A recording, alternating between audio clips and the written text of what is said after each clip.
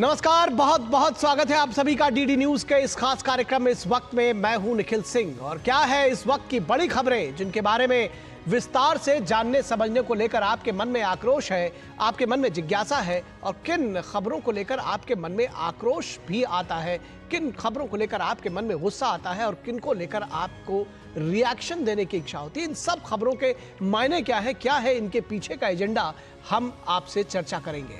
बात करेंगे संसद के दोनों सदनों में राष्ट्रपति के अभिभाषण पर चर्चा जारी है। पीएम मोदी इस चर्चा का आज शाम 4 बजे देंगे जवाब, सभी को इसका इंतजार है। और साथ ही साथ हम बात करेंगे कि आखिर राहुल गांधी के बयानों पर इतना आक्रोश क्यों है और संसद से सड़क तक नैरेटिव की सियासत आखिर किस मोड़ पर लेकर जा रही है। तो बात इस बात की भी होगी कि पश्चिम बंगाल में जो महिला के साथ हिंसा की गई उस पर विपक्ष ने चुप्पी क्यों साधी है। होंगे कई अहम सवाल और जवाब, लेकिन सबसे पहले इस वक्त की हेडलाइंस। लोकसभा में राष्ट्रपति के अभिभाषण पर धन्यवाद प्रस्ताव पर चर्चा। प्रधानमंत्री आज शाम 4 बजे देंगे बहस का जवाब।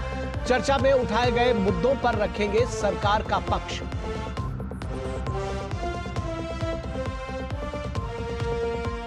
प्रधानमंत्री ने एनडीए संसदीय दल की बैठक को किया संबोधित। सांसदों को अच्छे आचरण की दी सलाह। कहा सदैव सर्वोपरि रहनी चाहिए देश सेवा की भावना।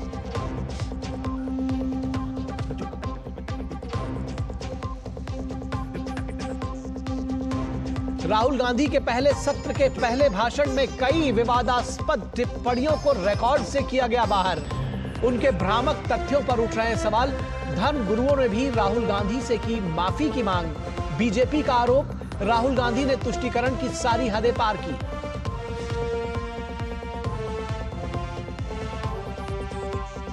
संसद में गूंजा पश्चिम बंगाल में बिगड़ती कानून व्यवस्था का मुद्दा। भाजपा सांसद सौमित्रा खान ने लोकसभा में उठाया मुद्दा। उधर राज्यपाल ने सिलीगुड़ी में कूच बिहार मामले के पीड़ितों से की मुलाकात।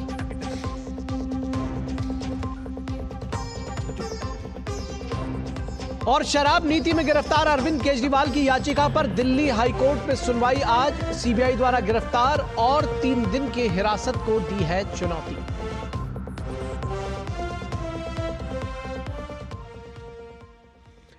तो सबसे पहले राष्ट्रपति के अभिभाषण पर जो चर्चा हो रही है संसद में उसकी बात कर लेते हैं। ये चर्चा लगातार जारी है, तमाम हंगामे के बीच में दोनों सदनों में ये चर्चा जारी है। संसद के दोनों सदनों में राष्ट्रपति के अभिभाषण प्रस्ताव पर आज भी चर्चा चल रही है। सदन में कई बार हंगामा भी हुआ है। सदन के दोनों सदनों में राष्ट्रपति के अभिभाषण प्रस्ताव पर आज भी चर्चा चल रही है। सदन में कई बार हंगामा भी हुआ है। प्रधानमंत्री नरेंद्र मोदी आज लोकसभा में 4 बजे इस चर्चा पर जवाब देंगे। चर्चा में उठाए गए मुद्दों पर सरकार का पक्ष रखेंगे प्रधानमंत्री नरेंद्र मोदी। तो आज भी विपक्ष ने केंद्रीय एजेंसियों के दुरुपयोग का मुद्दा उठाया। नीट और अग्निपथ जैसे मुद्दों को लेकर सरकार को घेरने की कोशिश की है। तो इन तमाम मुद्दों को लेकर के विपक्ष लगातार सक्रिय है, हावी है। वहीं लोकसभा में सपा सांसद अखिलेश यादव ने कहा कि इस चुनाव में इंडी गठबंधन की नैतिक जीत हुई है। वहीं एनडीए सांसदों ने हिंदुओं पर दिए गए राहुल गांधी के आपत्तिजनक बयानों पर जमकर उसकी आलोचना की।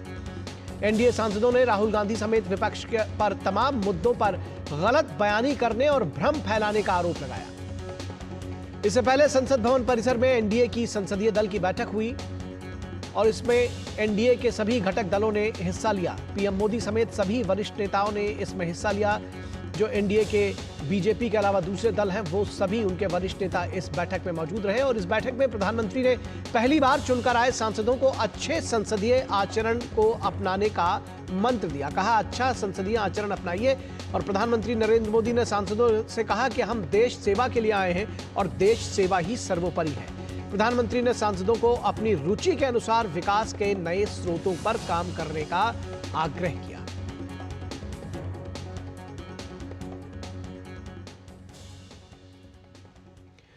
और राष्ट्रपति के अभिभाषण पर चर्चा संसद के दोनों सदनों में जारी है। राष्ट्रपति के अभिभाषण प्रस्ताव पर आज भी चर्चा चल रही है। तो इस पर प्रधानमंत्री ने जो इस चर्चा से पहले जो मीटिंग की एनडीए सांसदों की, घटक दलों की, उसमें प्रधानमंत्री ने क्या कुछ सीख दी, क्या कुछ मंत्र दिया नवोदित नए नवेले सांसदों को जो पहली बार चुनकर आए, आपको सुनाते हैं।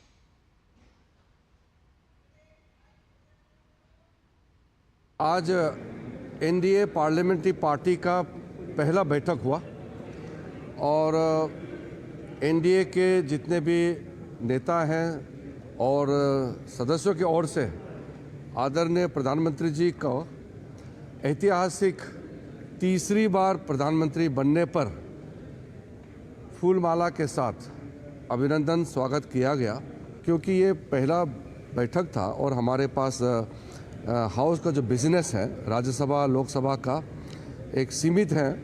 राष्ट्रपति जी का अभिभाषण पर चर्चा ही था और ओथ एंड एफर्मेशन का ही था, तो उसका हाईलाइट किया गया और मुख्य रूप से आदरणीय प्रधानमंत्री जी का मार्गदर्शन हुआ।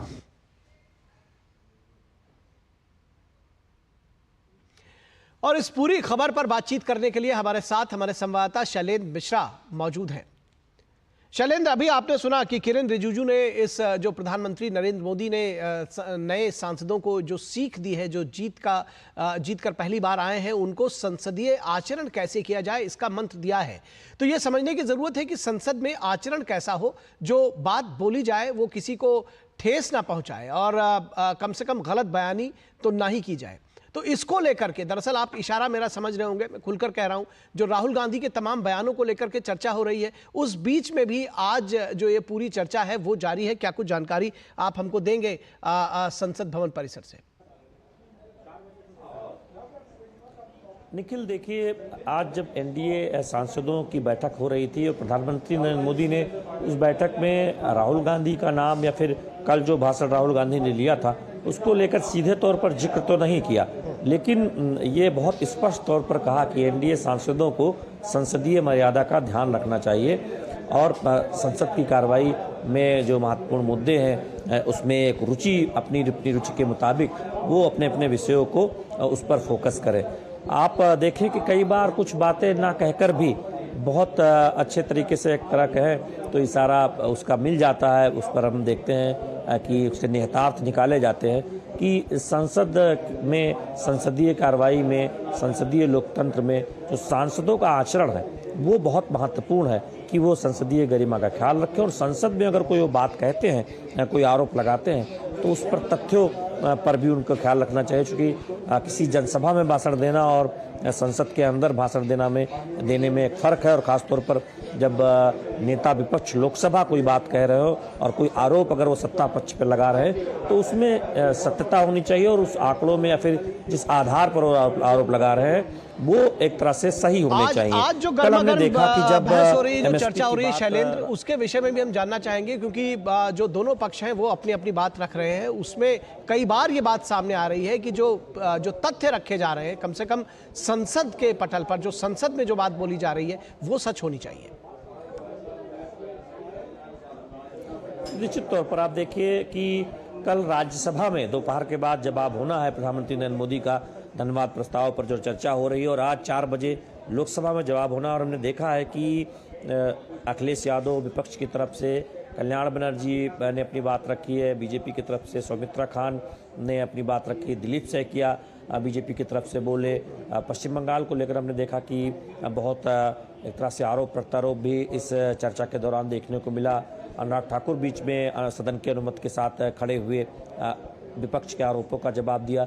तो हम देख रहे हैं कि एक तीखा आरोप प्रत्यारोप और पलटवार भी हो रहा है, लेकिन इस बीच सबसे सकारात्मक बात यह है कि दोनों सदनों में चर्चा सुबह से आगे बढ़ी है। सत्ता पक्ष हो या विपक्ष के तमाम नेता हैं, उन्होंने अपनी बात रखी है। सरकार को घेरने का एक काम भी होता है विपक्षी दलों का, तो कई विपक्षी दलों के नेताओं ने सरकार को घेरने की कोशिश की है। लेकिन आज भी हम देख रहे हैं कि जो राहुल गांधी ने कल कहा उसको लेकर तमाम सत्ता पक्ष के लोग ये कह रहे हैं, एनडीए के सांसद, कि राहुल गांधी ने जिस तरह से तथ्यों से परे जाकर बात की है उससे बचना चाहिए। जी, निश्चित तौर पर बचना चाहिए और शायद यही जो है वो एक विवाद का विषय भी बनता जा रहा है। तमाम धर्मगुरु हो, आम लोग हो या फिर जो राजनीतिक लोग हों, वो राहुल गांधी से इन तमाम विषयों पर माफ़ी की भी मांग कर रहे हैं। फिलहाल बहुत शुक्रिया इस तमाम बातचीत और जानकारी के लिए शैलेंद्र। और यहां रुकेंगे एक छोटे से ब्रेक के लिए। ब्रेक के बाद जब वापस लौटेंगे तो बात करेंगे संसद से सड़क तक नैरेटिव की सियासत आखिर किस तरफ लेकर जा रही है। रुकेंगे एक ब्रेक के लिए। बात जब पीढ़ियों के लिए बनने वाले घर की हो तो जिम्मेदारी बड़ी हो जाती है। गैलेंट समझता है ये जिम्मेदारी। अब डबल एम रिब्स के साथ गैलेंट एडवांस TMT रीबार, निर्माण का रियल हीरो। चुटकुला समझ नहीं आया? समझ तो ये नहीं आता कि खेत धान का या खरपतवार का। तो इसमें समझना क्या है दोस्त? ले आओ धान के खरपतवारों का स्पेशलिस्ट ग्रीन लेबल। IIL के ट्रैक्टर ब्रांड का ग्रीन लेबल, धान के खरपतवारों का स्पेशलिस्ट। ये डाउट बहुत ही अमेजिंग चीज है, काम आसान कर देती है।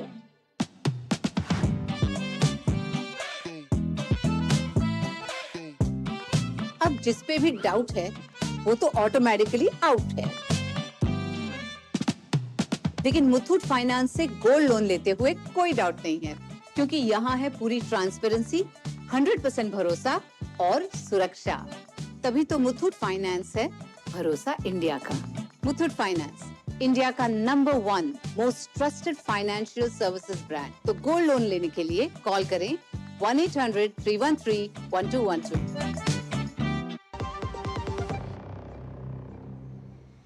स्वागत है आपका ब्रेक के बाद। और अब बात करेंगे संसद से सड़क तक नैरेटिव की सियासत। लगातार एक नैरेटिव गढ़ने की कोशिश की जा रही है। क्या है ये नैरेटिव और क्या है इसके पीछे का पॉलिटिकल एजेंडा, इस पर भी हम बात करेंगे और इस पूरे विषय पर हम अपनी चर्चा को आगे बढ़ाएंगे। भारत जोड़ो यात्रा में राहुल गांधी की मोहब्बत की दुकान ने सोशल मीडिया पर काफ़ी सुर्खियां बटोरी थी, काफ़ी ट्रेंड हुआ था ये।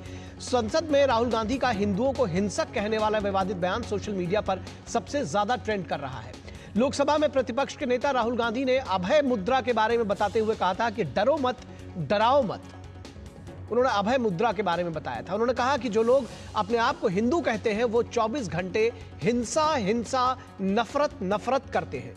राहुल गांधी के बयान पर हस्तक्षेप करते हुए पीएम मोदी ने कहा था कि पूरे हिंदू समाज को हिंसक कहना गंभीर विषय है। आज लोकसभा में राहुल गांधी के बयान के कई हिस्से को रिकॉर्ड से हटा दिया गया है। इसके विरोध में राहुल गांधी ने स्पीकर को चिट्ठी भी लिखी है। उनका कहना है कि जो उनके बयान थे वो गलत नहीं है। अग्निवीर पर प्रतिपक्ष के नेता का बयान भी तथ्यों से परे पाया गया है। उन्होंने कहा कि किसी को मुआवजा नहीं मिलता है, जो कि तथ्यों से परे पाया गया। शहीद होने की स्थिति में उन्हें 1 करोड़ रुपए का मुआवजा मिलता है। यह बात शहीद परिवारों ने भी स्वीकार की है। लोकसभा में राहुल गांधी ने कहा था कि बीजेपी के 10 साल के शासन में मुसलमानों पर अत्याचार हुए हैं। यह आरोप लगाया था।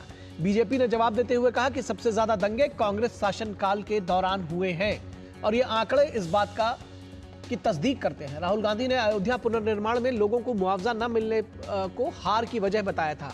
अयोध्या जो फैजाबाद की सीट है उसकी बात, लेकिन हकीकत यह है कि लोगों के बीच में 1733 करोड़ रुपए मुआवजे के तौर पर बांटे गए और योगी आदित्यनाथ ने भी इस बात को बताया है।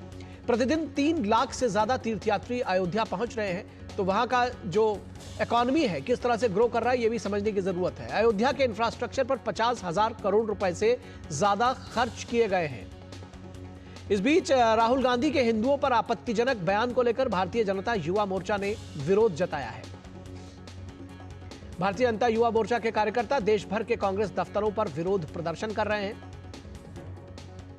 राहुल गांधी से माफी की मांग की जा रही है। आम लोगों ने भी राहुल गांधी के बयान को लेकर उनमें भी आक्रोश है। कई जगहों पर प्रदर्शन हुए हैं। इसके अलावा राहुल गांधी के बयान को लेकर हिंदू संतों सहित विभिन्न धर्मों के धर्माचार्यों ने भी निंदा की है इसकी। आक्रामक विपक्ष की भूमिका में राहुल गांधी अगर बिना फैक्ट्स के नैरेटिव बनाते हैं तो ये बिना फैक्ट से जो नैरेटिव बनाए जा रहे हैं तो जाहिर है कि वे समाधान नहीं विवाद चाहते हैं। आक्रामक विपक्ष तो देख सकता है, लेकिन ये समाधान की बात नहीं हुई, विवाद की बात हुई। गांधी परिवार देश की सत्ता की सियासत में पिछले 75 वर्षों से सक्रिय है। आजादी के बाद से ही लेकिन सबसे बड़ा सवाल कि क्या परिवार का अस्तित्व सिर्फ नैरेटिव पर कायम है, यानी जनता के बीच में कुछ गढ़ा जाए? हाथी अगर अवैधान है तो इस देश की पीड़ा की असल वजह क्या है?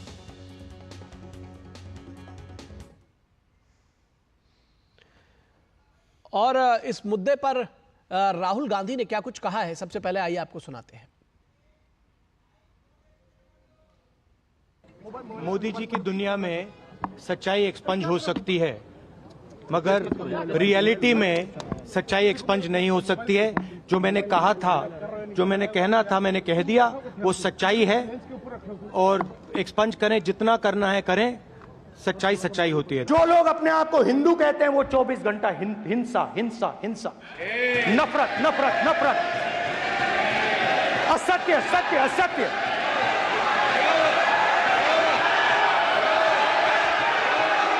आप हिंदू हो ही नहीं। और इस विषय पर जो पूरा विवाद है, इस पर जो संत समाज है उसका क्या कुछ कहना है, जो तमाम धर्माचार्य हैं वो क्या कुछ कह रहे हैं, आइए आपको ये भी सुनाते हैं। और हिंदुओं को हिंसक कहना अथवा ये कहना कि वे घृणा फैलाते हैं, ये ठीक नहीं है। इस प्रकार की बातें कहकर आप पूरे समाज को लांछित कर रहे हैं, अपमानित कर रहे हैं। हिंदू समाज अत्यंत उदार है और वह ऐसा समाज है जो सर्वसमावेशी है, सबका सम्मान करता है, पहले राहुल सभी जातियों का, सब मत पंथों का, सभी धर्मों का। हमारे सभी प्राणी अत्यंत आदरणीय हैं, इसलिए हिंदू तो वह है जो सब में ईश्वर को देखता है। जो लीडर ऑफ अपोजिशन है श्री राहुल गांधी जी, उन्होंने एक स्टेटमेंट दिया है पार्लियामेंट में तमाम एमपीज़ के साथ लोकसभा सदन में कि जो अभय मुद्रा है उसको इस्लामिक प्रेयर्स के साथ या इस्लामिक वर्शिप के साथ उन्होंने किसी संदर्भ में कहा है। इस्लाम में ये क्लियर कंसेप्ट है कि अल्लाह सुब्हानहू व तआला एक क्रिएटर है और is the most merciful and the most compassionate, and there is no association of any partners or any symbolism with the presence of God. अभय मुद्रा हिंदू धर्म के अंदर विभिन्न मुद्राओं का जिक्र है, देवी देवताओं की, उनके अकॉर्डिंग जो देवी देवता हैं उसके अंदर उनकी विभिन्न मुद्राएं हैं, उसमें हो सकता है। लेकिन इस्लाम में मूर्ति पूजा या पूजा पाठ का कोई जिक्र नहीं है और ना ही किसी किस्म से अभय मुद्रा का कोई जिक्र है। और मैं नहीं समझता कि किस कंसेप्ट में उन्होंने इसलिए कोई इस्लाम से जोड़ा है, और शायद उन्होंने जस्टिफिकेशन देने की कोशिश की है कि कांग्रेस का जो सिंबल है वो अभय मुद्रा जो वो इस्लाम में भी है। तो मैं इसका खंडन करता हूँ, ऐसा कुछ भी नहीं है। इस्लाम में अभय मुद्रा का कोई जिक्र नहीं है और जो हम दुआ मांगते हैं उसको अभय मुद्रा से जोड़ के देखना बिल्कुल गलत है।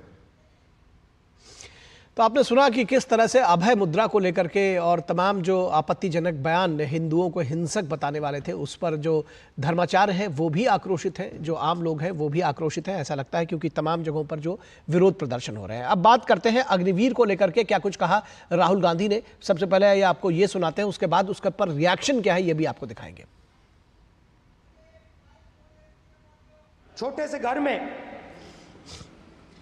अग्निवीर शहीद हुआ, लैंडमाइन ब्लास्ट में शहीद हुआ। मैं उसे शहीद कह रहा हूं, मगर हिंदुस्तान की सरकार उसे शहीद नहीं कहती। नरेंद्र मोदी उसे शहीद नहीं कहते हैं, नरेंद्र मोदी उसे अग्निवीर कहते हैं। उस घर को पेंशन नहीं मिलेगी, उस घर को कॉम्पनसेशन नहीं मिलेगी, शहीद का दर्जा नहीं मिलेगा।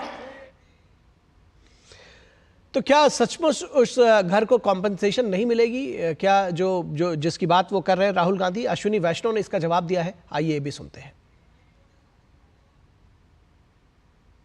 राहुल जी ने कहा कि अग्निवीर में शहीदों को कोई कंपनसेशन नहीं दिया जाता। इससे बड़ा झूठ कोई नहीं हो सकता। आज माननीय रक्षा मंत्री जी ने सदन में ही स्पष्ट, जब उनका भाषण चल रहा था राहुल जी का, उसी दौरान स्पष्ट किया कि अग्निवीर में शहीदों को 1 करोड़ रुपए से 1 करोड़ रुपए का कंपनसेशन मिलता है। केस स्टडीज़ हैं, अगर राहुल जी अपने तथ्यों को देखें तभी जाके वो इस तरह की बात करें। और इस पूरे विषय पर बातचीत करने के लिए हमारे साथ 3 खास मेहमान जुड़े हुए हैं, उनसे आपका परिचय करा दें और उसके बाद इस चर्चा को आगे बढ़ाते हैं। हमारे साथ बीजेपी के प्रवक्ता एसएन सिंह जुड़े हुए हैं। एसएन सिंह साहब, बहुत स्वागत है आपका। हमारे साथ प्रियंका गुप्ता जो कांग्रेस की प्रवक्ता हैं जुड़ी हुई हैं। प्रियंका जी, बहुत स्वागत है आपका। और हमारे साथ हमारे कंसल्टिंग एडिटर विनोद मिश्रा जुड़े हैं। विनोद जी, आपका भी स्वागत है। विनोद जी, अगर आपके साथ इस चर्चा की शुरुआत करना चाहें तो ये जो तमाम फैक्ट्स की बात कही जा रही है, जो जिस तरह का जो भाषण राहुल गांधी ने दिया है, जिसको आज संसद के रिकॉर्ड से भी तमाम बातें उसमें से हटाई गई हैं, किस तरह से इसको देखते हैं कि एक जनसभा में भाषण देना, कुछ भी बात कहना, और संसद के सदन के फ्लोर पर कोई बात कहना, दोनों में अंतर होना चाहिए। कम से कम एक राजनीतिक भाषण देना, लेकिन सच उन सब के पीछे होना चाहिए। निखिल, अगर आप कहें तो आप की स्टोरी से अगर मैं आऊं तो ये 18वीं लोकसभा एक तरह से ऐतिहासिक लोकसभा है। ऐतिहासिक लोकसभा कहते हुए जब आप कहते हैं तो ये पहली बार अपने देश में देखा होगा कि 60 साल के बाद ये तीसरे टर्म के प्राइम मिनिस्टर मोदी अपने प्रधानमंत्री के बनने के साथ ही अपनी पूरी जिम्मेदारी के साथ अपने कार्य पे लगे हुए हैं। लेकिन ये भी है कि इस 60 साल के आप जब आप इतिहास बताते हैं तो इस लोकसभा से हमें यह नहीं भी देखने को मिला कि प्रतिपक्ष के नेता के रूप में जब राहुल गांधी आए हैं तो उन्होंने सदन में किस तरह की बातें की है। ये भी एक ऐतिहासिक है। ऐतिहासिक ये भी है कि आज सदन में शायद मुझे नहीं लगता है कि किसी सदन में इस चर्चा में, लोकसभा या राज्यसभा में, हिंदू को हिंसक कहा गया होगा या किसी भी सभा में किसी भी कम्युनिटी को लेकर इस तरह का भद्दी टिप्पणी की हो गई होगी। तो ये सारी चीजें जब आप ऐतिहासिक कहते हैं तो आप एक बात हमें समझने की जरूरत है, क्या सचमुच में जो आक्रामक विपक्ष की भूमिका में राहुल गांधी आए हैं, जो एक नैरेटिव बनाया जाता है, उस नैरेटिव देते हुए क्या राहुल गांधी ने उस सारे जितने भी अभी तक के नियम थे, रूल थे, पार्लियामेंट की अपनी जो कार्यवाही की अपनी एक आचार संहिता है, पार्लियामेंट की अपनी की जो अपनी एक परंपरा है, सबको अलग से धता बताते हुए राहुल गांधी ने एक आक्रामक की ये भूमिका दिखाए हैं। तो राहुल गांधी की इस आक्रामक भूमिका से संत समाज उद्वेलित है, जो आपने बाइट दिखाया है। शहर के गांव के लोग उद्वेलित हैं, जिन्हें आपने हिंदू को हिंसक बताया है, नफरती बताया है। तो ऐसे बयान और ऐसे नैरेटिव का क्या फायदा, जिससे देश जुड़ने के बजाय जब आप ये पूरे आप 2 साल तक लगातार भारत जोड़ो यात्रा कर रहे थे और लगातार इस नैरेटिव को ला रहे थे कि मोहब्बत की दुकान लेके हम आए हैं, तो ये मोहब्बत की दुकान आते आते लोकसभा में जब आप प्रतिपक्ष के नेता बने तो ये नफरत की दुकान क्यों बनती जा रही है, ये सवाल तो देश के सामने में है। ठीक है, प्रियंका गुप्ता को लाते हैं चर्चा में। प्रियंका जी, आपने सुना कि किस तरह से जो हिंदुओं को हिंसक बताने वाला बयान, जिस पर तमाम आक्रोश है, इस तरह की बातें करना, तमाम नैरेटिव कहना, गढ़ना जिसको मैं कहूँगा, चाहे वो अग्निवीर की बात हो, चाहे अयोध्या में डेवलपमेंट्स को लेकर के बात हो, या तमाम जो फैक्ट्स हैं उनसे अलग बात करना, तो ये कहना कि ये एक तरह से समाधान नहीं, विवाद की बातें कही राहुल गांधी ने। देखिए निखिल जी, जब चर्चा होगी तो वाद विवाद भी होगा, परंतु मैं ये जरूर कहना चाहूंगी कि जिस तरह से संसद के अंदर माननीय राहुल गांधी जी ने जिस तरह से भाषण दिया, वो वाकई में चर्चा का विषय है। और आज पूरा देश लगातार कल से लेके आज तक उसी एक भाषण की चर्चा में लगा हुआ, और वो चर्चा सीमित तो भारतीय जनता पार्टी कहें या विनोद जी ने उसको सीमित हिंदुत्व तक कर दिया, पर वो चर्चा बहुत लंबी थी। और तथा कथित जो अपने आप को ठेकेदार कहते हैं हिंदू समाज के, वो अभी ऐसे बिहेव कर रहे हैं जैसे लग रहा हो कि उनके हाथों से उनका नैरेटिव निकल गया हो। तो हकीकत ये है कि आज भारतीय जनता पार्टी अपने आप को डरा और सहमा महसूस कर रही है कि उनके पास एक ही तो चीज थी, वो भी हाथ से निकल गई। जब राहुल गांधी जी संसद के अंदर भगवान शिव की फोटो लेकर दिखा रहे थे तो लोगों की सांसें रुक जा रही। तो हकीकत ये है कि डर कौन रहा है और कौन डरा हुआ है और कौन इस बात को मुद्दा बना रहा है, वो भारतीय जनता पार्टी है। क्योंकि इस देश का कोई भी व्यक्ति इसे मुद्दा नहीं मानता, क्योंकि इस देश का व्यक्ति मानता है कि मुद्दा अगर है तो नीट का एग्जाम है, इस देश में अगर मुद्दा है तो अग्निवीर, इस देश में अगर मुद्दा है तो बेरोजगारी, इस देश में अगर मुद्दा है तो मणिपुर है। और उन सारे मुद्दों को छोड़कर भारतीय जनता पार्टी पिछले 10 साल के अपने पूरे जीरो कार्यकाल, जिसको आप कहते हैं जीरो कार्यकाल, जिसमें न बेरोजगारी पर कोई काम हुआ, न महिलाओं की सुरक्षा पे कोई काम हुआ, न मणिपुर की बात की गई, न नीट एग्जाम की बात पर डिस्कशन करने को तैयार है, पेपर लगातार लीक होते चले जा रहे हैं। आज भी पीसीएस का एग्जाम का जो पेपर है, पता चला कि 50 कापियां बदल दी गई हैं। तो ये इस देश में चल रहा है और ये इस देश में प्रथा बन चुका है। जो पेपर पे चर्चा करते थे, ठीक है, दरअसल ये सारे मुद्दे आप लोग उठाते रहे हैं और निश्चित तौर पर उठाना भी चाहिए, लेकिन बात इस बात की हो रही है कि जो एक फेक नैरेटिव गढ़ना, यानी कि बातों को गलत बातें कहना, संसद के फ्लोर पर आकर के कहना, तो ये दरअसल सवाल मेरा वही था कि उसके जरिए क्यों चीजों को लेकर के आना। जब आपके पास सच्चाई है तो उन सच्चाई को लेकर आइए। नैरेटिव गढ़ने के लिए झूठ बोलने की जरूरत क्या है? किस बात पे झूठ बोला, सबसे पहले तो मैं ये जानना चाहती हूँ। निखिल, आप बताइए ना। नहीं, हमने आपको बाइट्स भी सुनवाई, हमने आपको बताया कि चाहे वो अयोध्या में आपने कहा, राहुल गांधी की कल आपने स्पीच सुनी होगी, उन्होंने कहा कि लोगों को मुआवजे के पैसे नहीं दिए गए। आज वो बात सामने आई कि मुआवजे के पैसे दिए गए। आपने कहा, राहुल गांधी ने कहा कि कंपनसेशन नहीं दिया गया अग्निवीरों को, इस पर भी गलत बात कही गई। आप लेकर आइए ना किसी व्यक्ति को जिसको कंपनसेशन नहीं मिला हो। निखिल जी, ये बताइए, क्या हमारे देश में अग्निवीर को शहीद का दर्जा मिलता है? नहीं मिलता। आप इंश्योरेंस के पैसे को बता रहे हैं कि सरकार दे रही है, और आप ये बताइए कि सरकार इसमें क्या दे रही है, और आप ये बताइए कि अग्निवीर को परमानेंट करने में प्रॉब्लम क्या है, जब आप लगातार ये कह रहे हैं कि ठीक विषय परमानेंट करने का है ही नहीं। विषय तो ये है कि संसद में आकर गलत बयानी करना और उसके बाद में उसमें पीछे भी हट जाना। ये कहना कि सारे हिंदू हिंसक होते हैं, हिंदुओं की हिंसा पर। भारतीय जनता पार्टी कह रही है। अच्छा चलिए, कौवा कान ले गया, हिंदुओं को हिंसक कहना ठीक है, हिंदुओं को हिंसक कहना ठीक है, ठीक है, आपकी बात आपकी। चलिए बीजेपी कौवा कान ले गया कह रही है, हिंदुओं को हिंसक होना, सारे हिंदू हिंसक हैं। भारतीय जनता पार्टी हिंदू हो गई है क्या? अब ये बताइए कि ये लोग प्रवचन सुनने जाते हैं। आपने तो ये कहा नहीं था, राहुल गांधी ने कहा नहीं था कि भारतीय जनता पार्टी से जुड़े हुए लोग हिंसक हो गए। उन्होंने ये जरूर कहा होगा, लेकिन उन्होंने ये भी कहा कि जो हिंदू है वो हिंसक है और हिंसा की बात करते हैं। ये बात उन्होंने साफ तौर पर कही है और दरअसल विवाद इसी को लेकर के है। फिलहाल मैं एसएन सिंह को लाऊंगा इस चर्चा पर। जनता पार्टी की ठेकेदारी, ठीक है, एसएन सिंह को लाऊंगा चर्चा में। आपने कहा, ठीक है, आपकी बात का जवाब ले लेते हैं। कहा जा रहा है, प्रियंका जी कह रही हैं कि आप लोग डरे हुए हैं, सहमे हुए हैं। नहीं, देखिए निखिल जी, जब आपने सवाल पूछा तो वहीं से प्रियंका जी ने शुरू किया। प्रियंका जी ने कहा कि राहुल जी दरअसल इसलिए कह दिए कि वो चर्चा में रहना चाहते हैं और कल से इसी बात की चर्चा हो रही है, चाहे वो भारत को गाली दे दें, चाहे हिंदुओं को गाली दे दें, देश को अपमानित कर दें, लेकिन चर्चा में बने रहने के लिए ऐसा कार्य कर सकते हैं। ऐसा कांग्रेस की प्रवक्ता करी, पहली बात। दूसरी बात मैं कहूंगा, सब लोग जानते हैं, जो जिस पेड़ का पत्ता नहीं होता उसके बारे में कैसे जानेंगे? जो न मन से, न कर्म से, न वचन से, न जन्म से जो हिंदू नहीं है, वो कैसे जानेगा कि हिंदू तो वसुधा को कुटुंब मानता है, हिंदू तो सर्वे भवन्तु सुखिनो की बात करता है और अपना पाठ ओम शांति से शुरू करता है। ऐसे हिंदुओं को अपमानित और गाली देने का कार्य पहली बार राहुल गांधी थोड़े न किए, इसके पहले भी देख लीजिए उनके एक एक बयान को। कहते हैं हिंदू लड़के मंदिर जाते हैं क्या करने?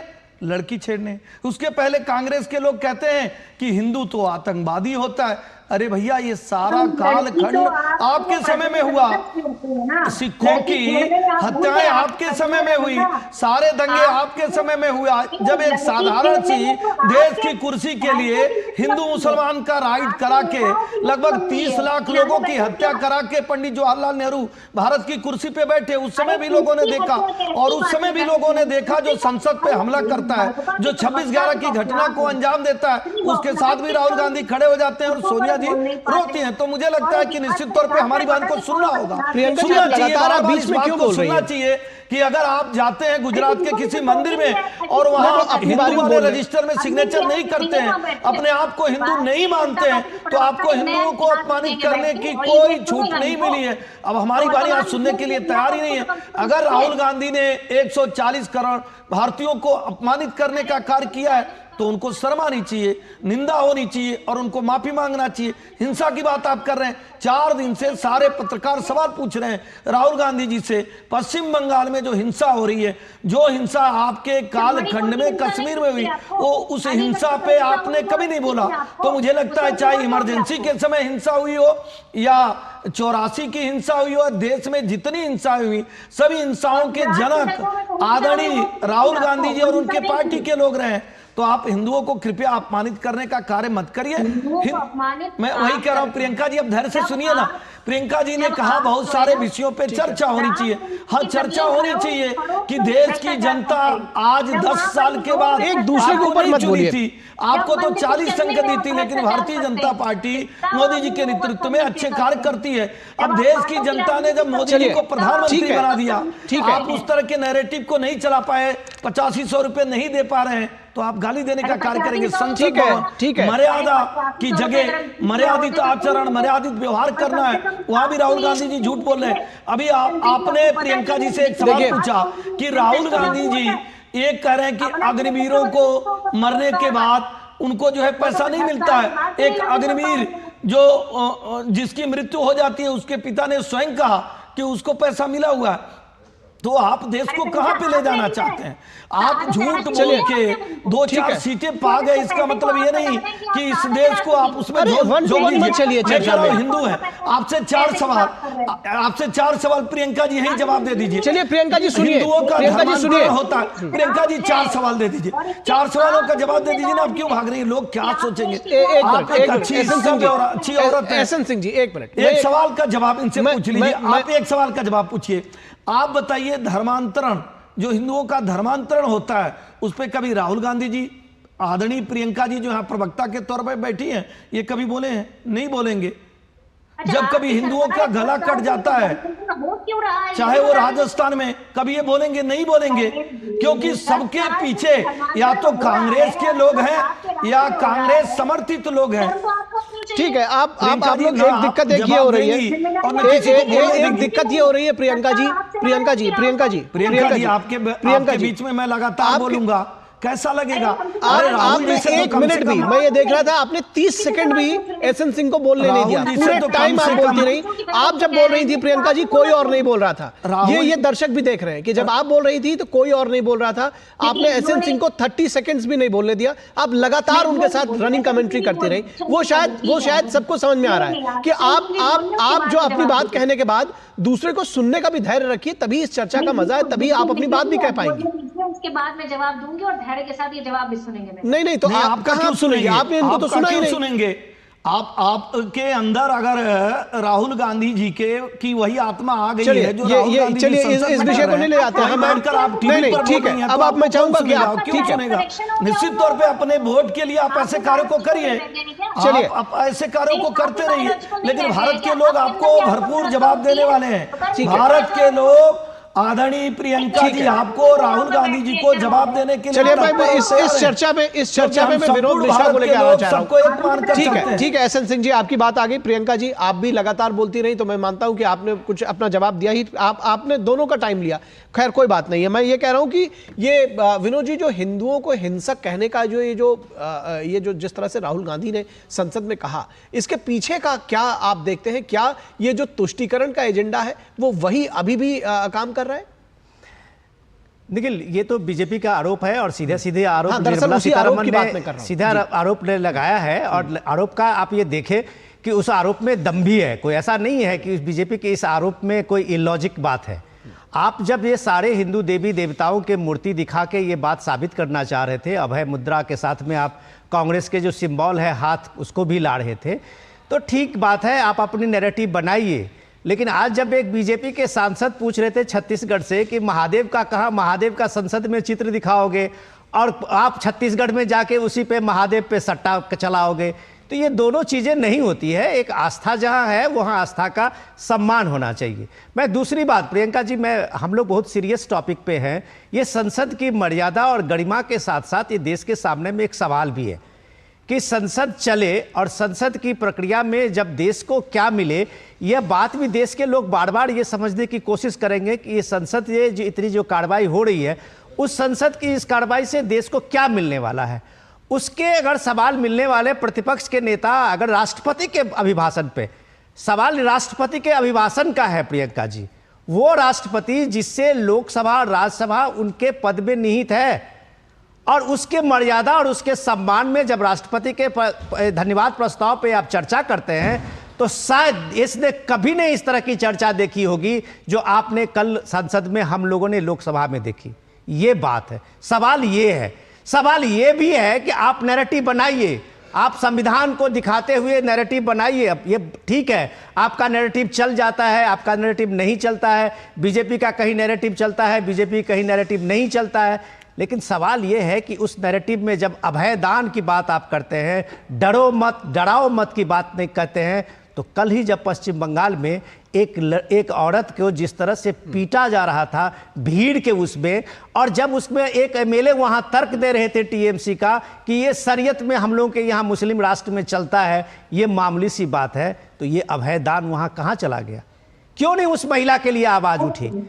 तो सवाल ये नहीं है, सवाल ये है कि आप अपने अपने कोटे में, अपने अपने तर्कों में अपना नैरेटिव चलाएंगे, वो नहीं चलेगा। जब आप देश की बात करेंगे, देश की बात आप करेंगे प्रियंका जी, तो आपको उस नैरेटिव से ऊपर उठ के देखना पड़ेगा। और प्रतिपक्ष के नेता के रूप में राहुल गांधी के सामने में ये बड़ी जिम्मेदारी है कि वो देश की बात करें। वो सीधे अगर प्रधानमंत्री मोदी को टारगेट करते हुए ये करेंगे तो उनका ये 5 साल ऐसे ही बीत जाएगा। नरेंद्र मोदी शान से 5 साल अपना काम करते रहेंगे। ठीक है, ठीक है, मैं एसएन सिंह को लेकर आऊंगा। मैं आ रहा हूं प्रियंका जी आपके पास, प्रियंका जी आपके पास आ रहा हूं। मैं उम्मीद करता हूं कि आप इस चर्चा को थोड़ा सा गरिमा इसमें प्रदान करेंगे। जो सवाल पूछे जा रहे हैं उसका जवाब मैं आपके पास भी आऊंगा। ये जरूरी तो नहीं है ना, ये जरूरी तो नहीं कि मैं हर बार आपके पास आऊं। मैं पहले एसएन सिंह के पास जाऊंगा, उसके बाद आपके पास आऊंगा। आप धैर्य रखिए, आपके पास जरूर आऊंगा, ये मैंने आपको कह दिया। ये वचन है मेरा कि मैं आपके पास जरूर आऊंगा। मैंने कह दिया कि मैं आपके पास आऊंगा, फिर आप चुप क्यों नहीं हो रही हैं? मैं आऊंगा ना आपके पास। अब अपनी बात याद रखिए। इस नैरेटिव का मुकाबला कैसे करेंगे? इसलिए ना मैं कह रहा हूं आपके पास आऊंगा। इस नैरेटिव का मुकाबला कैसे करेंगे एसएन सिंह? निखिल जी देखिए, सब लोग जानते हैं और सब लोगों ने देखा है। ऐसा तो नहीं है कि कांग्रेस देश में राज नहीं की है या कई प्रदेशों में कांग्रेस की सरकार नहीं रही है।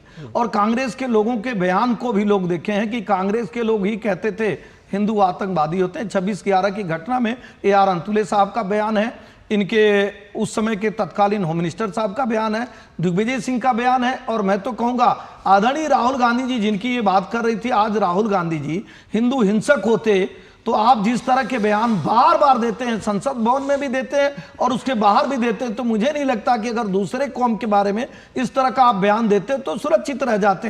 भारतीय जनता पार्टी नहीं, संपूर्ण भारत के लोग, पूरा विश्व जानता है, पूरी वसुधा को कुटुंब मानने वाला, चींटियों का भी सम्मान करने वाला, प्रकृति की पूजा करने वाला, पत्थरों का पूजा करने वाला एक समाज है जिसको हिंदू समाज कहते हैं। उस हिंदू समाज को अगर कोई गाली देने का कार्य कर रहा है तो आदरणीय राहुल गांधी जी कर रहे हो, इसलिए कर रहे हैं कि उनको वोट सेट करना है। लेकिन जिसके लिए आप गाली दे रहे हैं, आप उससे पूछिए कि इसके नाते क्या वो आपसे सेट होगा? ठीक है, जवाब ले लेते हैं। क्योंकि संपूर्ण भारत के लोग ये मानकर चलते हैं कि पूरी दुनिया में एक ऐसा धर्म है जो सबको साथ लेकर चलता है, जिसको राहुल गांधी जी गाली देने का कार्य करते हैं। ठीक है, प्रियंका जी आपकी बारी। प्रियंका जी ये जवाब भी दीजिएगा जो इन्होंने कहा कि नैरेटिव ये इसलिए सेट किया जा रहा है ताकि वोट बैंक की पॉलिटिक्स हो सके, ताकि दूसरा जो है वर्ग उसके वोट लिए जा सके। आप अपनी बात कहिए।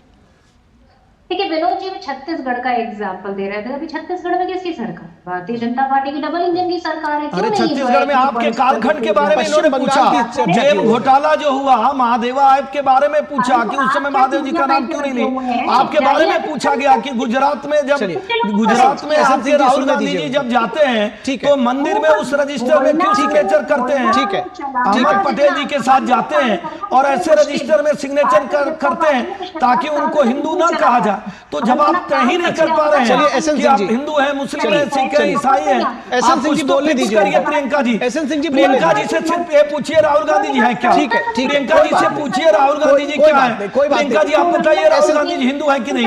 प्रियंका जी बताइए राहुल गांधी जी हिंदू हैं कि नहीं? और हिंदू नहीं है तो हिंदू पे तर्क वितर्क क्यों कर रहे हैं? बोलने दीजिए उनको। प्रियंका जी बताएं तो। वही काम मत करिए, देखिए वही काम मत करिए जो प्रियंका जी कर रही थी। प्रियंका जी नहीं बोलने दे रही थी। प्रियंका जी से एसएन सिंह जी आपको भी राहुल गांधी जी हिंदू हैं कि नहीं? प्रियंका जी प्लीज।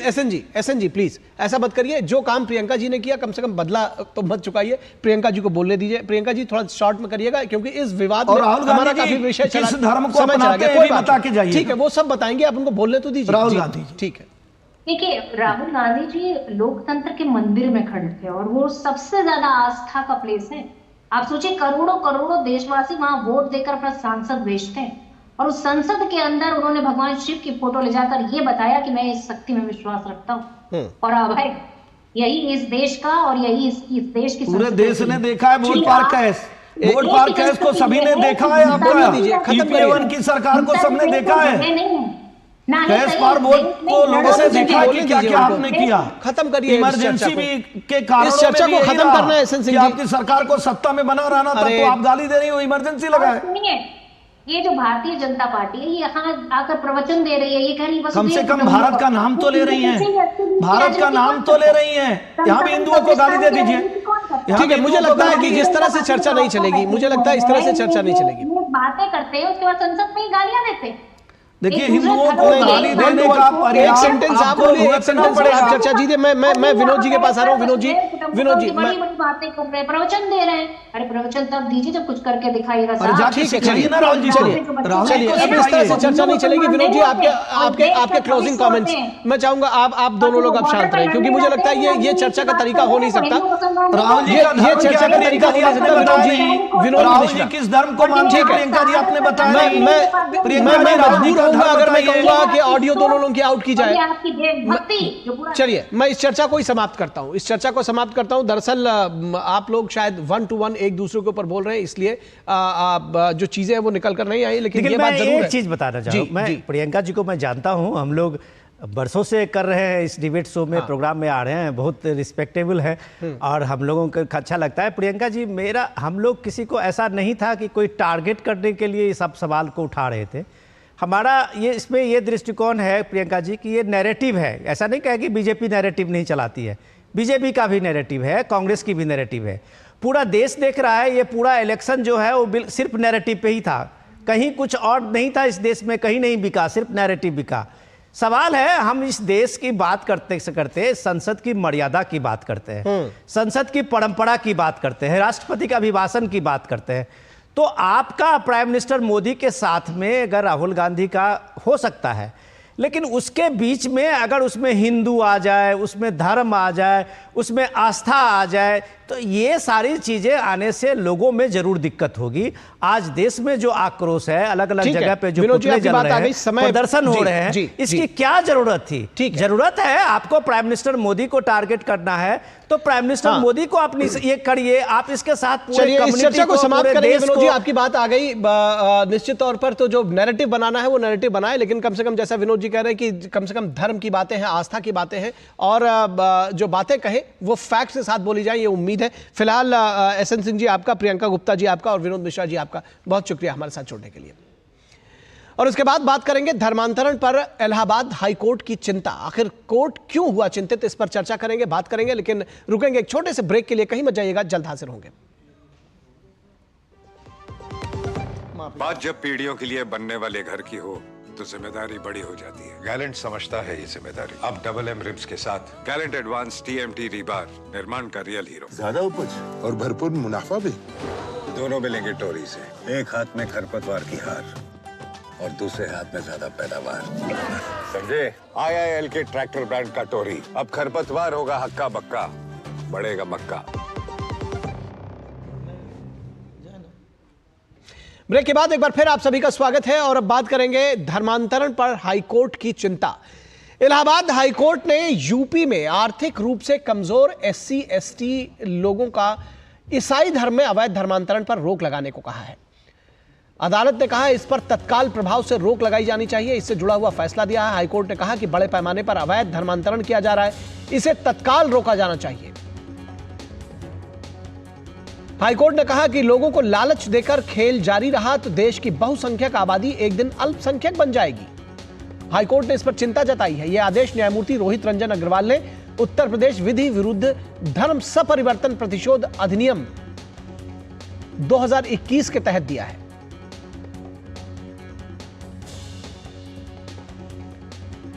कोर्ट ने हमीरपुर के मौदाहा निवासी आरोपी कैलाश की जमानत याचिका खारिज करते हुए यह टिप्पणी की है और आरोपी कैलाश पर अवैध रूप से धर्म परिवर्तन कराने की धाराओं में मुकदमा दर्ज कराया गया था। शिकायतकर्ता रामकली के मुताबिक उसके भाई को लालच देकर ईसाई धर्म में परिवर्तन कराया गया। कहा गया कि उसको दिल्ली शादी में ले जा रहे हैं, लेकिन धर्म परिवर्तन करा दिया गया। कोर्ट ने दलीलें सुनने के बाद कहा कि संविधान का अनुच्छेद 25 किसी को भी स्वेच्छा से धर्म चुनने की आजादी देता है, लेकिन लालच देकर किसी का धर्म परिवर्तन करने की इजाजत नहीं देता और इस खेल को रोका जाना चाहिए। अदालत ने साफ तौर पर कहा कि इस पर रोक होनी चाहिए। कोर्ट ने कहा कि अपने धर्म का प्रचार करने का मतलब किसी दूसरे धर्म के व्यक्ति को अवैध रूप से परिवर्तित करना नहीं है। और इस पूरी खबर पर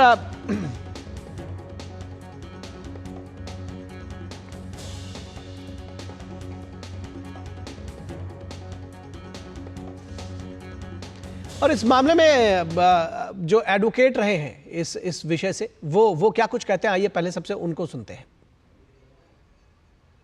हमारा संविधान यह छूट देता है, यह स्वतंत्रता देता है कि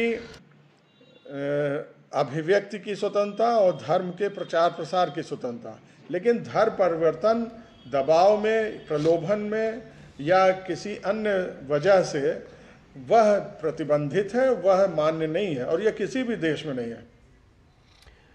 और इस पूरे विषय पर बातचीत करने के लिए हमारे साथ हमारे संवाददाता विकास सिंह जुड़े हुए हैं उत्तर प्रदेश से। विकास, काफी बड़ा और ये कहना चाहिए कि जिसको कहते हैं इसके दूरगामी परिणाम होंगे ऐसा फैसला है, जिसमें याचिका लगाई गई थी जमानत की, लेकिन अदालत ने जो टिप्पणियां की हैं वो काफी गंभीर हैं और कम से कम शासन प्रशासन को भी इस पर संज्ञान लेना होगा। बिल्कुल, हाईकोर्ट ने इसमें निर्देश दिया है कि जो ऐसे धार्मिक आयोजन होते हैं जो धर्म परिवर्तन कराते हैं उन पर तत्काल रोक लगा देनी चाहिए। इस मामले पर सुनवाई करते हुए जमानत याचिका थी, उसको खारिज करते हुए आरोपी की जमानत याचिका कोर्ट ने कहा है कि अगर ऐसे ही आयोजन होते रहे तो आने वाले समय में तमाम सारे बहुसंख्यक ईसाई हो जाएंगे। उन्होंने इस बात पर टिप्पणी की और कहा जिस तरीके से मामला था हमीरपुर का और रामकली ने जो आरोप लगाया था कि उसके भाई को ले जाया गया इलाज के नाम पर और उसके बाद एक हफ्ते बाद उसे लाना था लेकिन उसे लाए नहीं। सबसे बड़ी बात थी उसके बाद उसने गांव में अन्य कई लोगों के धर्म परिवर्तन कराए। ऐसे मामले सिर्फ एक जगह नहीं, ऐसे मामले तमाम सारी जगहों से आ रहे हैं। ये बड़ी बात है। इसी पर हाईकोर्ट ने चिंता जताते हुए सख्त निर्देश दिया है कि ऐसे धर्म आयोजनों को रोका जाए, नहीं तो बहुसंख्यक ही कहीं अल्पसंख्यक ना हो जाए। ये बड़ी बात है क्योंकि तमाम सारे जो गरीब कमजोर लोग होते हैं उनको पैसे का लालच देकर, उनको बीमारी में इलाज का लालच देकर, किसी के घर में शादी करवाने के नाम पर लालच देकर उसकी बेटी का, ये तमाम सारे ऐसे मामले होते हैं जो कमजोर लोग होते हैं उनको प्रलोभन देकर ले जाते हैं। और सबसे बड़ी बात अनुच्छेद 25 की जो बात कही है, अनुच्छेद 25 में आपको पूजा करने की आजादी है, किसी भी धर्म को मारने की आजादी है, प्रचार प्रसार करने की आजादी है, लेकिन प्रचार प्रसार करने के साथ धर्म परिवर्तन कराने की आजादी नहीं है। कोर्ट ने साफ, हाईकोर्ट ने इस बात को कह दिया है। तो इस मामले पर सख्ती बरतनी चाहिए और ऐसे आयोजन अदालत ने क्या निर्देश दिया है शासन प्रशासन को? विकास, ऐसे आयोजन होने पाए। विकास, ये भी जानना चाहेंगे क्या निर्देश दिए शासन प्रशासन को? और क्योंकि ये जो मामला है अदालत ने जिस तरह से इस पर टिप्पणी की है और जो निर्देश दिया है वो बहुत गंभीर है।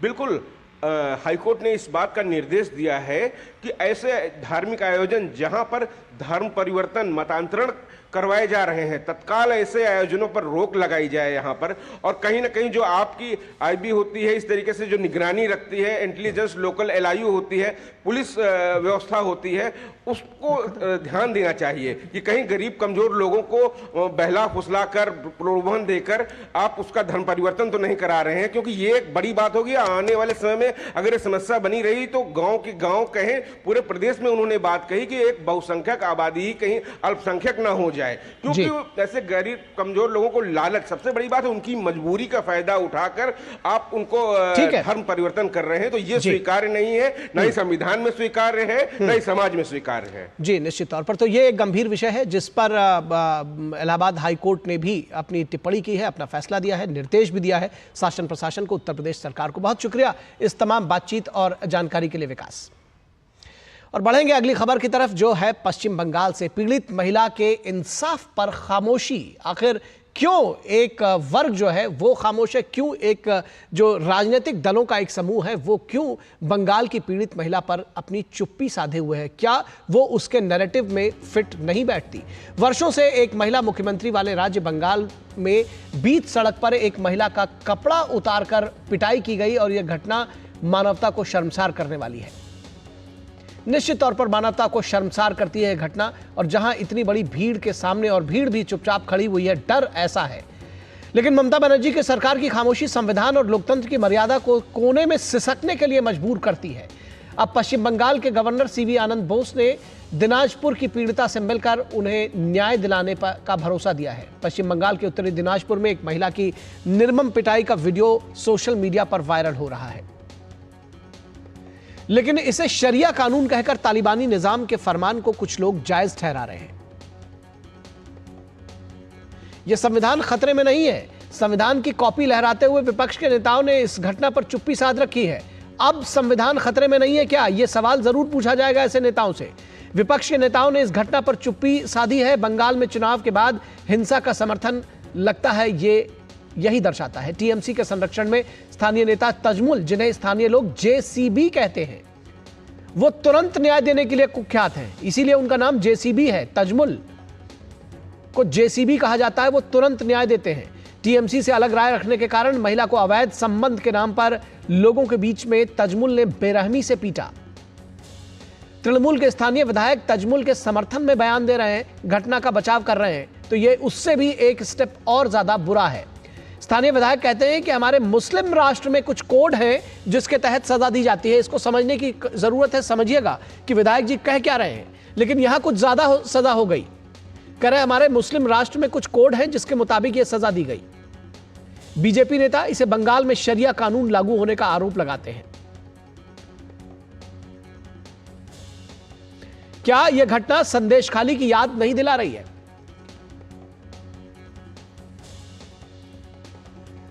और क्या कुछ कहते हैं सीवी आनंद बोस, बंगाल के गवर्नर, इस पूरे विषय पर? आइए उनको सुनते हैं सबसे पहले।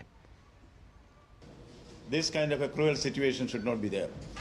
Murder most foul is seen in many parts of Bengal. Almost every day, people have to look for the daily tally of murder in the state. This does not bring credit to anybody down the line. Certainly, timely corrective steps are to be taken. I will discharge my responsibility as a constitutional head of the state to ensure that whatever fundamental rights are guaranteed by the Constitution, whatever other rights are there for the people of West Bengal will be protected. Whatever are the steps to be taken for this will be taken effectively, earnestly, proactively. इसके बाद देखते हैं कि अधीर रंजन चौधरी ने क्या कुछ कहा है इस पूरे विषय पर।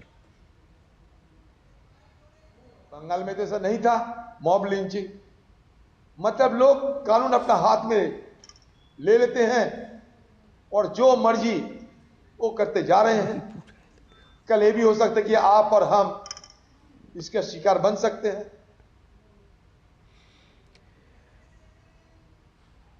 तो ये थे अधीर रंजन चौधरी, जिन्होंने भी इस बात की मुखालफत की है। वैसे कंगना रनौत क्या कुछ कह रही हैं इस पर, बीजेपी की सांसद हैं, आइए सुनते हैं।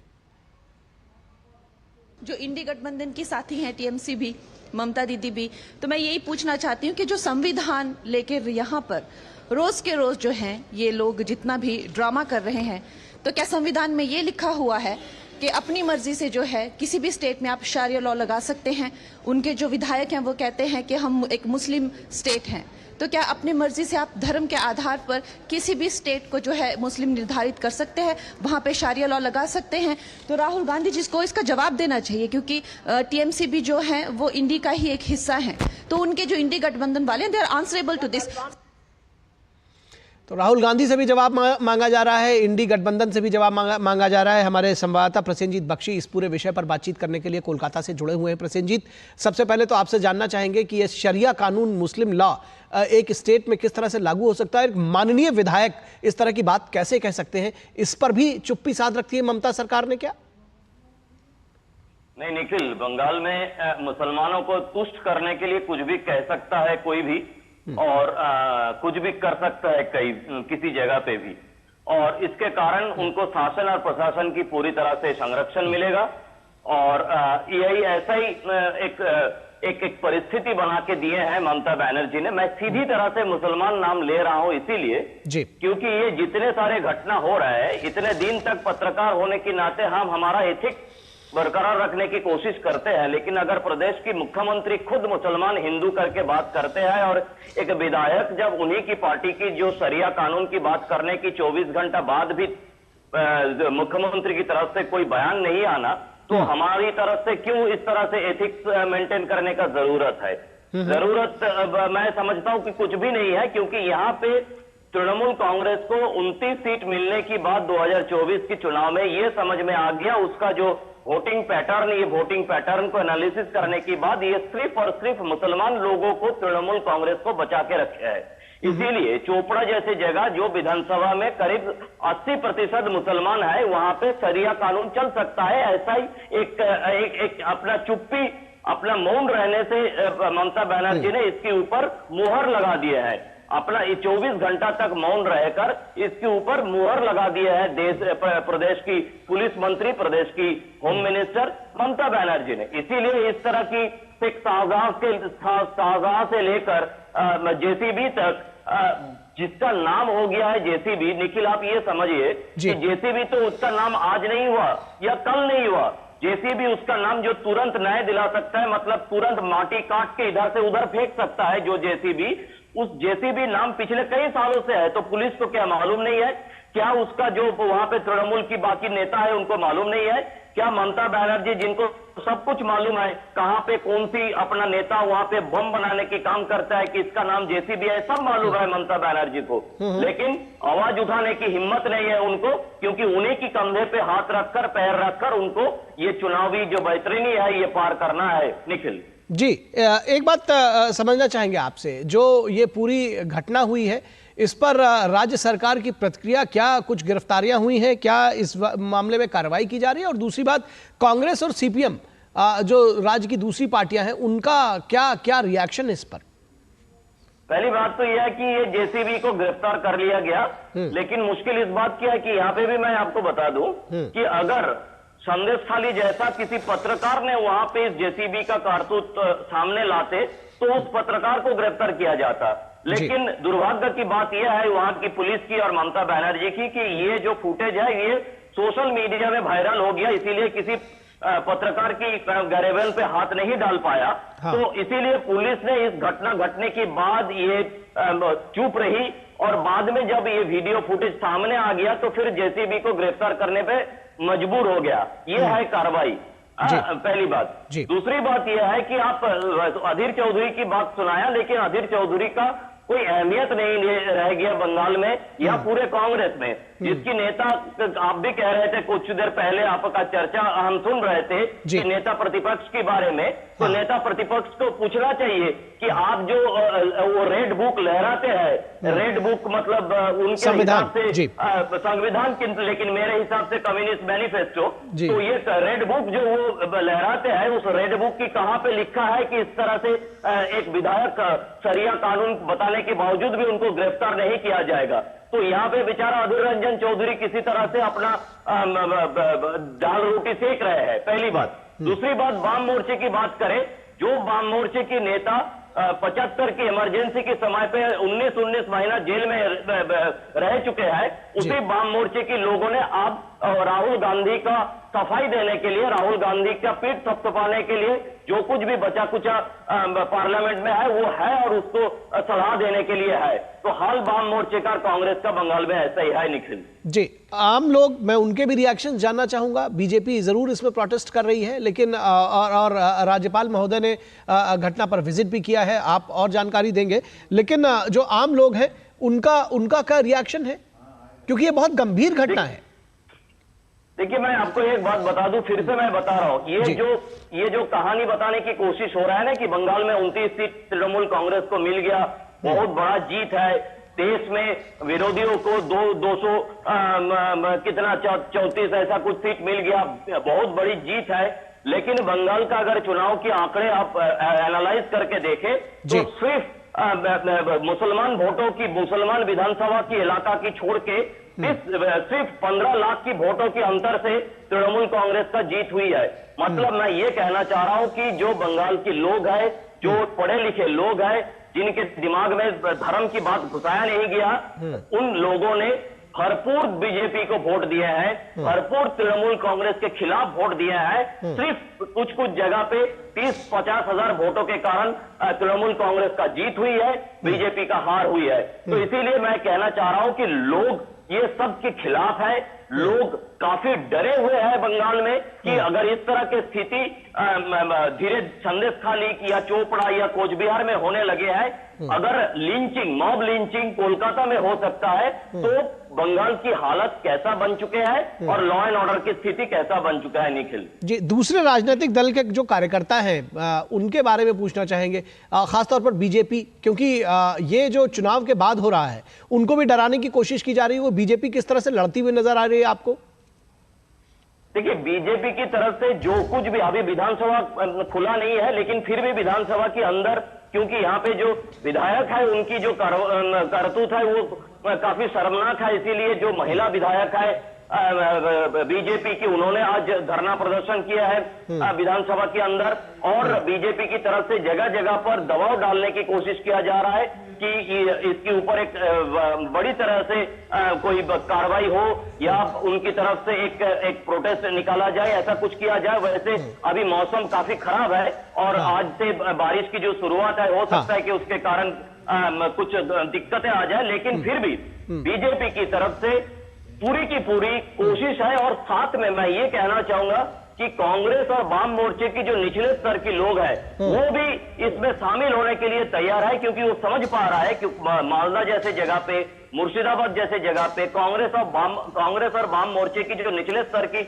लोग हैं वो काफी खतरे में है और इस तरह की तृणमूल की दबाव में है और उनके सामने उनको किसी तरह से अपना जान माल बचाने की कोशिश में लेकिन उनका नेता का कोई समर्थन उनको नहीं मिल रहा है। इसलिए ये भी लोग चाहते हैं कि बीजेपी रास्ते पे उतरे और पूरे चीजों का सामना करे, तो वो भी साथ में रहेंगे। निखिल जी, संदेश खाली जैसी घटनाएं जो हुई हैं और उसके बाद ये जो घटना है जो जहां पर महिलाओं को लगातार बेइज्जत किया जा रहा है, उनके साथ हिंसा की जा रही है, इसको लेकर के पूरे देश भर में रिएक्शन है, लेकिन ये रिएक्शन शायद कुछ पॉकेट्स में जरूर दिखता है पश्चिम बंगाल में, बाकी जगहों पर या तो दिखता नहीं है या तो उनको डरा धमका कर जो है चुप करा दिया जाता है। ये जो पूरा ट्रेंड है, इसको किस तरह से सियासत में देख रहे हैं कि इसके जो पॉलिटिकल आफ्टर इफेक्ट्स हैं उसको कैसे देखेंगे? नहीं, देखिए निखिल, जो इकोसिस्टम की बात हम कहते हैं ना, ये विदेश में रहकर कोई यूट्यूबर पूरे देश में, देश कितने खतरे में है। चलिए आपको यहां से ले चलेंगे